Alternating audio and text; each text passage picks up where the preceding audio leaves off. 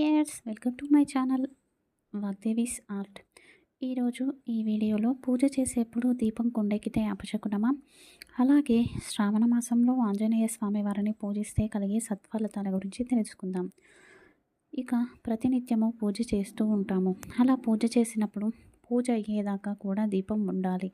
ఒకవేళ ఆ దీపం కొండెక్కితే అశుభం. ఒకవేళ దీపం గనక బాగా గాలి వీచి కొండెక్కితే ఎలాంటి అపశకునము ఉండదు. అలా కాకుండా అసలు అక్కడ గాలి ఏమీ లేదు అయినా కూడా దీపం కొండెక్కింది అంటే అది అశుభం కింద పరిగణించబడుతుంది. అలాంటప్పుడు అదే వత్తిని మళ్ళీ వాడకుండా ఆ వత్తిని తీసి పక్కన పెట్టి కొత్తగా వత్తి వేసి వెలిగించాలి. తదుపరి సూర్యుడిని చూసి నమస్కారం చేసుకోవాలి.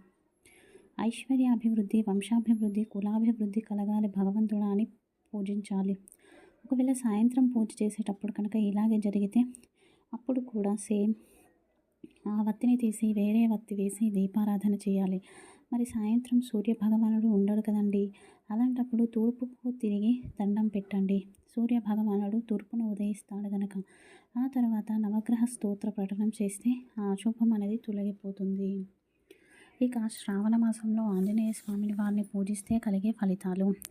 కలియుగంలో వేగంగా ఫలితాలను ఇచ్చే వారి దేవుళ్ళలో ఆంజనేయ స్వామి ఒకరు. ఆంజనేయ స్వామికి ప్రదక్షిణలు చేస్తేనే ఎంతో సంతోషపడతాడు. ప్రతిరోజు కూడా శ్రావణ శుద్ధ పాడ్యమి నుంచి మొదలుపెట్టి శ్రావణ మాసం 30 రోజులు కూడా రోజు ఆంజనేయ స్వామి దేవాలయానికి వెళ్ళి రామనామం చెప్తూ 108 ప్రదక్షిణలు చేసినట్లయితే స్వామి సంతోషిస్తాడు. ఇలాంటప్పుడు బ్రహ్మచర్యం పాటించాలి. సాత్విక ఆహారాన్ని తీసుకోవాలి. అలాగే శనివారం రోజు రుద్రమంత్రాలతో స్వామివారికి అభిషేకం చేస్తూ నువ్వుల నూనెతో అభిషేకం చేసి నువ్వుల నూనెతో రంగరించిన సింధూరాన్ని స్వామివారికి ఒళ్ళంతా రాసి తెల్ల జిల్లేడు మాల కానీ మందారం మాలలతో అలంకరించినట్లయితే స్వామి సంతోషిస్తాడు. అలాగే స్వామివారిని 12 నామాలతో పూజించినట్లయితే వజ్రతుల్య శరీరం ప్రాప్తిస్తుంది.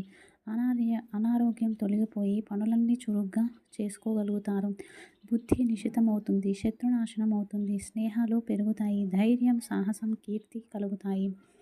అలాగే ఈ శ్రావణ మాసం 30 రోజుల్లో కూడా ప్రతినిత్యము దేవాలయానికి వెళ్ళి అక్కడ గనక హనుమత్ కవచాన్ని 1,00,000 సార్లు పారాయణ చేసినట్లయితే ఈ 30 రోజులతో కలిపి 1,00,000 సార్లు హనుమత్ కవచాన్ని ఆంజనేయ స్వామి దేవాలయంలో పారాయణ చేస్తే భూత ప్రేత పిశాచాలు దరిచేరవు.